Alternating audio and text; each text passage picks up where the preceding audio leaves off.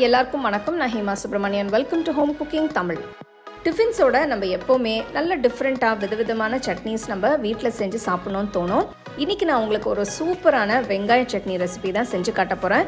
இது நீங்கள் செஞ்சிங்கன்னா ஒரு 2 to 3 days வரைக்கும் நீங்கள் ஃப்ரிட்ஜில் வச்சு சாப்பிட்லாம். ரொம்ப டேஸ்ட்டாக இருக்கும். ஸோ வாங்க இது எப்படி செய்கிறதுன்னு பார்க்கலாம்.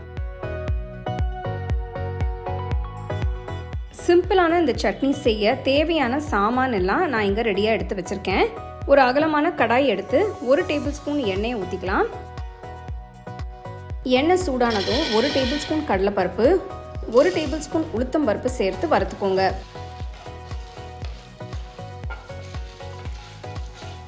பருப்பு கொஞ்சம் சிவந்து வந்ததும் நல்ல பெரிய வெங்காயத்தை நறுக்கி சேர்த்துக்கலாம். வெங்காயம் 2-3 நிமிஷம் வதங்கட்டும். வெங்காயம் பாதி வதங்கினதும் நறுக்கி வச்சிருக்கிற ஒரு துண்டு இஞ்சி, 12 பல்லு பூண்டு சேர்த்து கலந்து வேக விடுங்க.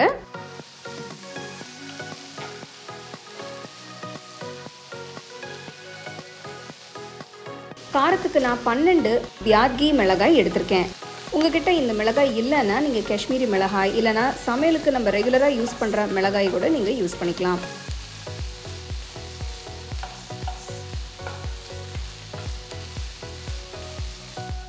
இது கூட கொஞ்சம் புளி சேர்த்துக்கலாம். இதோட புளிப்பு டேஸ்ட் இந்த சட்னிக்கு ரொம்ப நல்லா இருக்கும். 1/2 டீஸ்பூன் கல்லுப்பு சேர்க்குறேன். கல்லுப்பு இல்லைன்னா நீங்கள் நார்மல் டேபிள் சால்ட் கூட நீங்கள் யூஸ் பண்ணிக்கலாம். பாருங்க, வெங்காயம் நல்ல பொன்னிறமாக வதங்கி வந்துடுச்சு. இந்த ஸ்டேஜில் ஸ்டோவ்லேருந்து எடுத்துட்டு வேற பிளேட்டுக்கு மாற்றி ஆற வைங்க. அதே கடாயில் வச்சிங்கன்னா கடாய் சூடில் வெங்காயம் கொஞ்சம் கருப்பாயிடும்.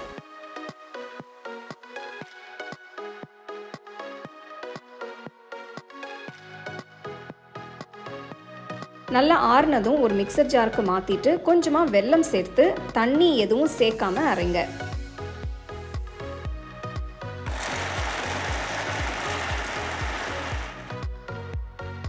பாதி அரைப்பட்டதும் கொஞ்சமாக தண்ணியை ஊற்றி நல்லா ஸ்மூத்தாக அரைங்க.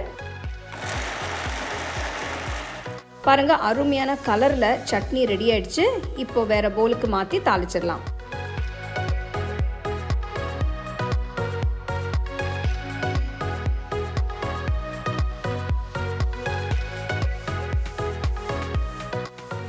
ஒரு தாளிப்பு கரண்டியில் கொஞ்சம் எண்ணெயை ஊற்றி 1 டீஸ்பூன் உளுத்தம்பருப்பு, கொஞ்சம் கடுகு, 1 டீஸ்பூன் சீரகம் சேர்த்துக்கலாம்.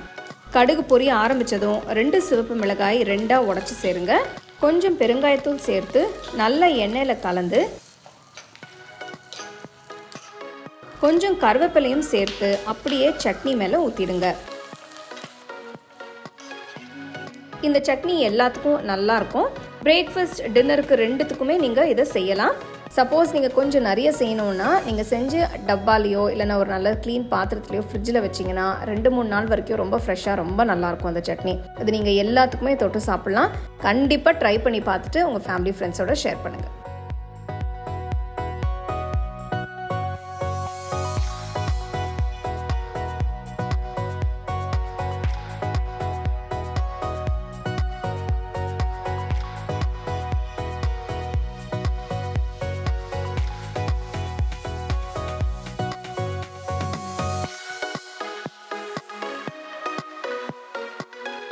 உங்களுக்கு இந்த ரெசிபி பிடிச்சிருந்தா லைக் பண்ணி ஷேர் பண்ணி ஹோம் குக்கிங் தமிழ் சேனலுக்கு சப்ஸ்கிரைப் பண்ணுங்க.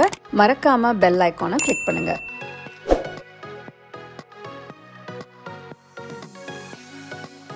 The second edition of our home cooking book is now available on our website 21frames.in. I'll give you the link in the description. You can go and check it out. The book is currently available only in India for now, so you can place your orders on 21frames.in.